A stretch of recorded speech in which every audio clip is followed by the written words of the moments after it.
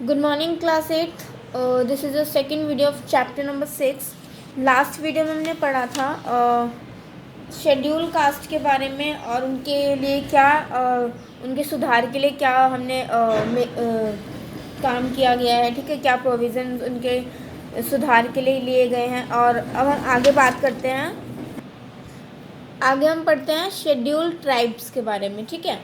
Our constitution had made similar efforts to provide social justice to the tribals of India. अब India के जो tribals हैं उनको justice, social justice दिलवाने के लिए हमारे कॉन्स्टिट्यूशन संविधान में बहुत सारे एफर्ट्स किए गए हैं, ठीक है। Tribals as we know have a distinct culture and identity of their own. Tribals जैसे कि हम जानते हैं उनका एक अलग कल्चर होता है और उनकी जो आइडेंटिटी होती है उनकी खुद की अपनी आइडेंटिटी होती है। Most of the tribals come from the areas of Madhya Pradesh, Chhattisgarh, Bihar, Jharkhand, Orissa, Andhra Pradesh, Telangana, west Bengal and north east India. और बहुत ज़्यादा तादाद में जो ट्राइबल्स आते हैं वो कहाँ से आते हैं? मध्य प्रदेश से, छत्तीसगढ़ से, बिहार से, झारखंड से, उड़ीसा से, Andhra Pradesh, Telangana, west Bengal and north east India. There are several smaller tribes also, और यहाँ पर छोटे छोटे ट्राइब्स भी हैं। They speak a number of delegates and have long remained away from the urban cultures।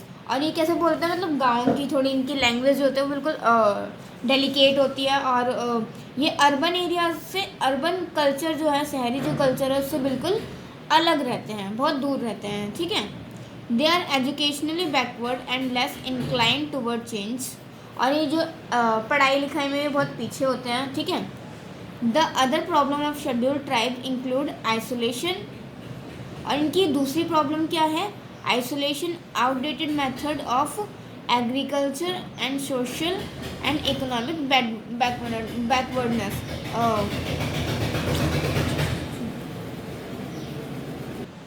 इनकी दूसरी प्रॉब्लम ये है कि मतलब ये लोग किससे दूर रहते हैं?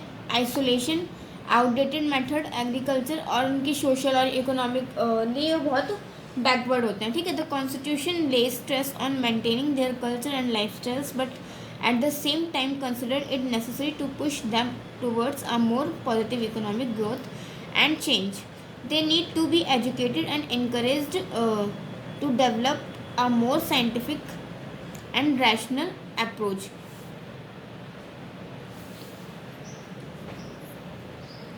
और जो हमारा कॉन्स्टिट्यूशन है उनको स्ट्रेस होता है कि इनका जो कल्चर है, उनकी जो लाइफस्टाइल है वो किस तरह से मेंटेन की जाए, क्योंकि इनको आगे पुश करना, इनको इकोनॉमिक ग्रोथ करना और इनमें चेंज लाना बहुत इम्पोर्टेंट है।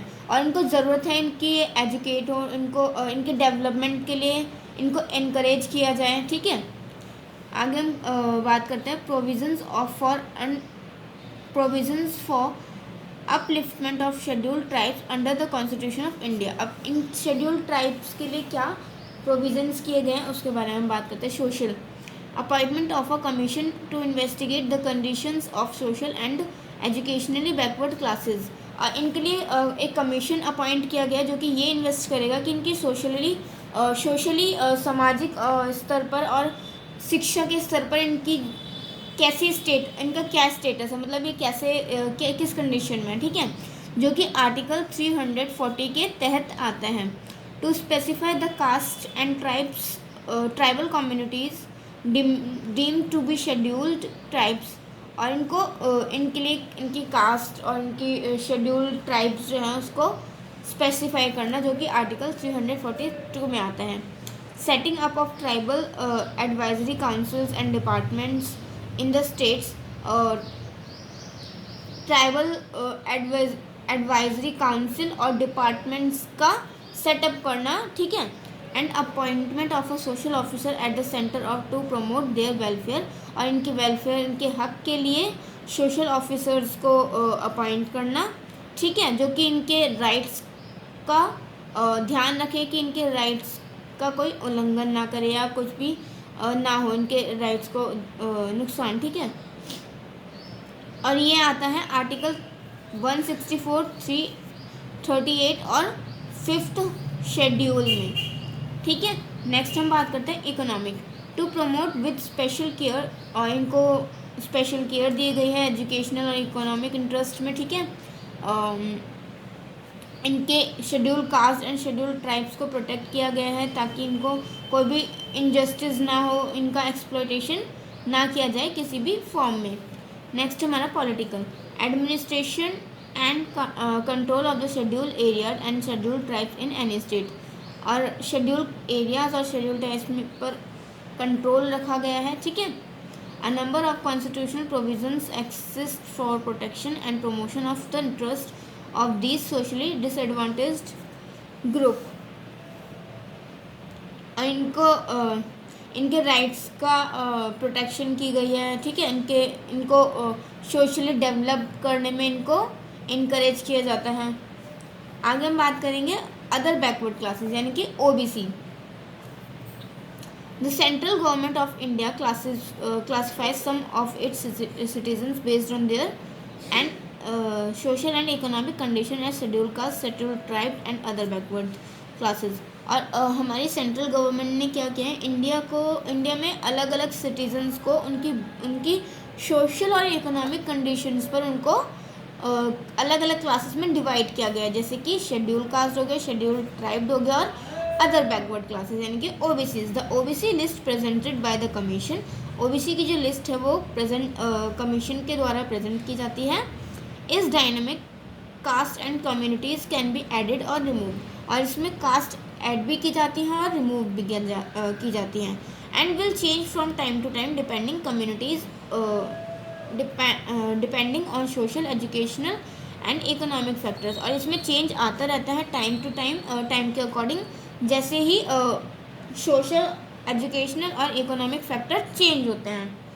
For example the OBCs are entitled to 27% reservation in public sector employment and higher education. जैसे कि ओबीसीज जो हैं उनको रिजर्वेशन मिलती है, कितनी 27% रिजर्वेशन मिलती है पब्लिक सेक्टर एम्प्लॉयमेंट और हायर एजुकेशन में, ठीक है। In the constitution, OBCs are described as socially and educationally backward classes। और हमारे कॉन्स्टिट्यूशन में क्या है कि OBCs को कैसे डिस्क्राइब किया गया है, वो सोशली और एजुकेशनली बैकवर्ड है, ठीक है।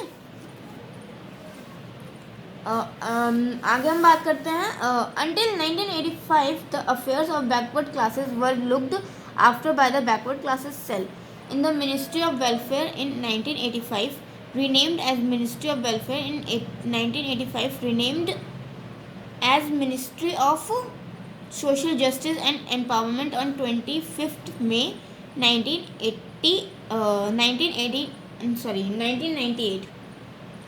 The matters relating to scheduled castes, scheduled tribes, other backward classes and minorities were transferred to the new ministry। और 1985 में क्या हुआ कि जो बैकवर्ड क्लासेस हैं वो इनका ध्यान रखा जाता था किसके थ्रू, बैकवर्ड क्लासेस सेल।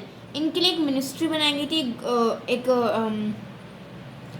इनके वेलफेयर मतलब इनके हक के लिए एक ग्रुप बनाया गया था जो कि इनको देखता था कि इनके राइट्स का उल्लंघन ना हो या इनके लिए अच्छी चीज़ें प्रोवाइड करता था। ये मान लो लाइक इनके लिए इनके जो राइट्स हैं उनका उल्लंघन ना हो, इनको अच्छी शिक्षा मिले, ये सब चीज़ें देखता था, ठीक है। उसके बाद 1985 में इसका नाम चेंज किया गया मिनिस्ट्री ऑफ वेलफेयर, और उसके बाद दोबारा से इसका नाम चेंज किया 25 मई 1998 में इसका नाम रखा गया। उसके बाद ministry of social justice and empowerment, ठीक है, जो कि किससे रिलेटेड है, जो किसका ध्यान रखता है, शेड्यूल कास्ट, शेड्यूल ट्राइब्स और other backward classes.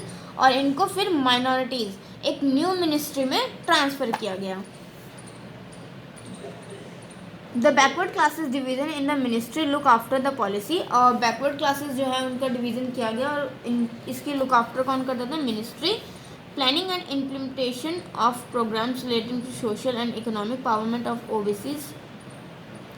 It also look after the matter relating to two institutions set up the welfare of OBCs, National Backward Classes Finance and Development Corporation NBCFDC and the National Commission for Backward Classes NCBC।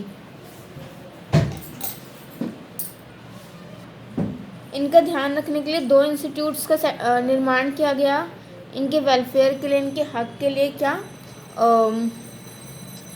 National backward classes finance and development corporation NBCFDC and national commission for backward classes यानी कि NCBC।